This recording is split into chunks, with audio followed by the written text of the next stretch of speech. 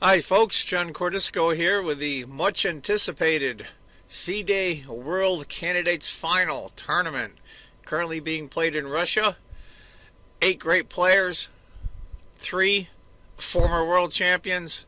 It's going to be a great match. The winner of this match plays Magnus Carlsen for the World Championship. Don't miss any of this action.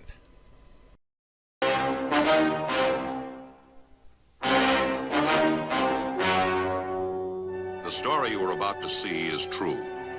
The names have been changed to protect the innocent.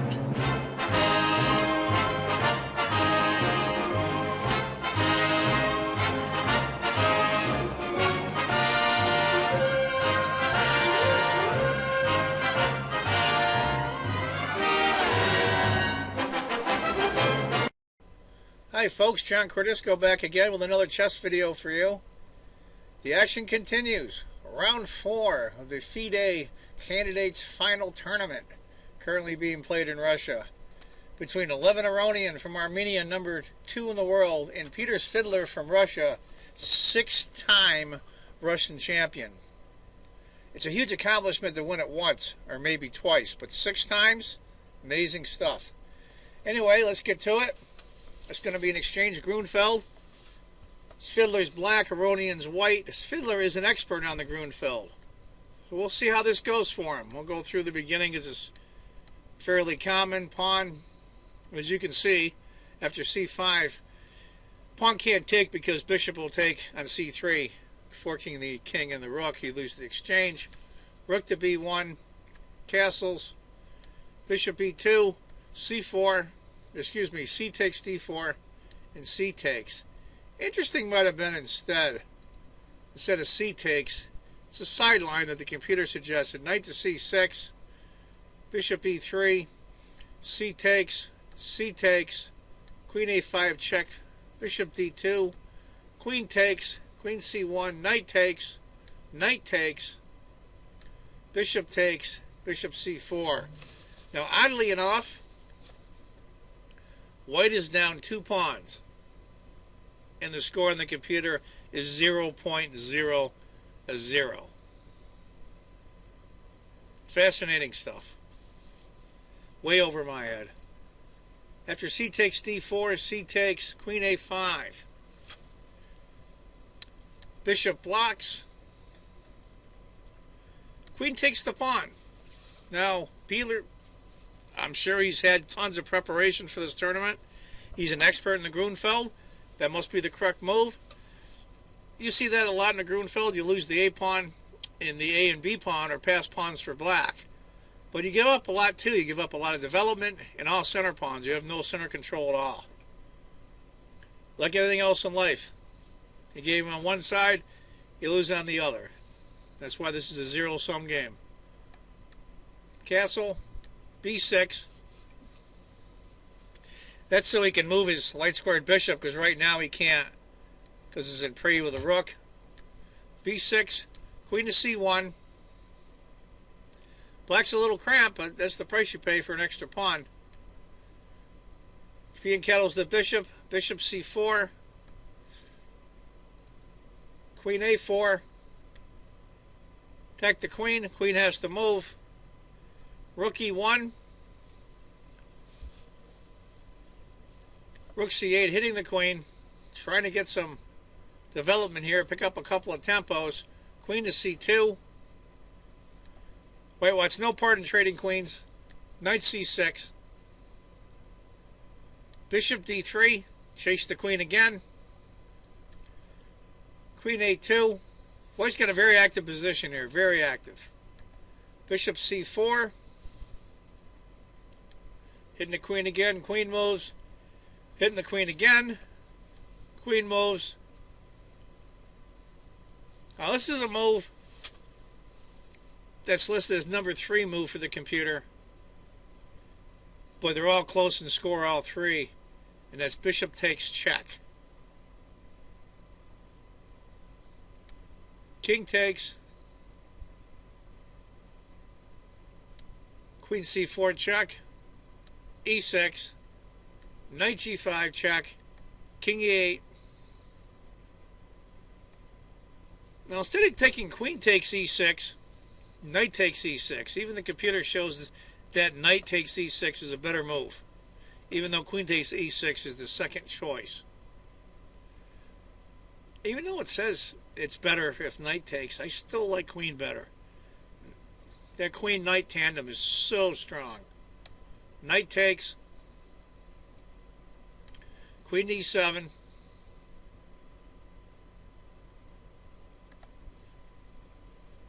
knight takes, bishop, queen takes, bishop c3. Now black is up a piece right now, but is barely up in score, a quarter of a pawn at most, because of the exposed king. You've got the rook on the e file, the two center pawns, the queen, the bishop, the king in the middle of the board with basically no protection per se. That's why you're down a piece for a pawn, and the still game is still almost even. Knight to d8. After knight to d8, queen goes to b3. Rook to c7.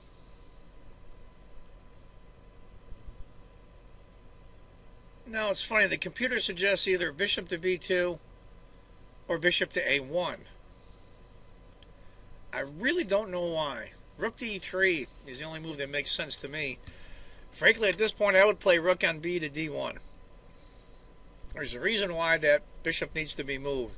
I guess we'll find out what it is. Rook a to c8, black doubles up to d5. Now, if you see the discovery against the queen and the advance of the pawn, how would you like to defend this as black? Queen to d7, queen to b2, queen to e7, rook b to d1. Now you've got both rooks barreling down on two pass pawns in the center. This tandem here with black's king in the center of the board. Good luck with that. Knight to f7. Trying to put the knight here, but it's not going to matter because it can't hold it. In come the pawns. Rook to c2. Try to chase that queen off. Queen checks. Queen blocks. Computer suggested king to f8. If it did e6 and knight to d6, and that stands at dead even in score. Dead even. After queen to d7, it's a little over half a pawn advantage for white. Not much. Black's up a piece. And it's still an even game. Or a small advantage for white.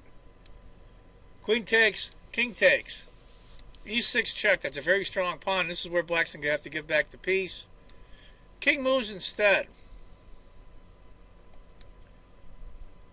E takes, rook to f8.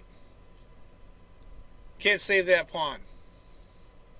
If instead bishop had taken, it looks really good, but what happens is rook to e8, king to c7, queen check. Game's over. After rook to f8, rook to e6 check. King has to back up. Rook to f6. Now this rook down here doesn't look that good anymore. Black's in a lot of trouble. Rook to e2, f4, rook to e7. Try to do something. Bishop e5, and believe it or not, as bad as this looks for black, he's only down by half a pawn in the score. And white's up a pawn. Rook takes, rook to d6 check. I have no part of that. King e8. If king had gone to e7 instead, rook to e6, king to d7, g4. And here come the pawns. After king to e8, excuse me, rook to e1. Man, look at black's position. It's slowly creeping him back into the end of the board in the corner. Rook to e7, rook c1, rook f to f7, and believe it or not, it's only 2/3 of a point advantage for white. Bishop f6, rook moves, rook checks, king f8, D6. The screws are slowly getting tightened. King G8. H4. Rook F8. Bishop. King F7. Rook CD1. I mean, there's almost only moves for black. And this is where Peter's Svidler stumbles. I think what happens is, and I played a tournament over the weekend, when you've been on the back of your heels for so long and you're pressing and you're trying to get out of it, and you're trying to get out of it, and you're trying to get out of it, and you're trying to get out of it, eventually you just break mentally. Bishop C6. Jumps to over 2-point advantage. Continuation should have been King to G8. Rook. Rook. Rook. Rook takes. Pawn takes. I think that might have been salvageable for black. But after Bishop C6, H5. Computer has suggested at this point Rook D7 check, which actually I like. And this happens to all of us. We're under so much pressure for so long, we just make one slip. Great players, average players like us, human is human. After Bishop to C6, H5, and Peter makes another mistake again. He figures he's just going to leave his pieces right where they are. And he goes A5. And that's the mistake. Rook D7 again. King, Rook, Rook takes. It's still a huge advantage for white. What's he going to do now? After A5, Rook D7 check. I mean, what's he going to do? What's he going to do? King to G8. H takes, which is another small mistake. They're starting to pile up. Computer suggests Rook takes D6. And after pawn takes, King to H8, believe it or not. H takes. Rook on 1 to E6. The noose is slowly tightening now.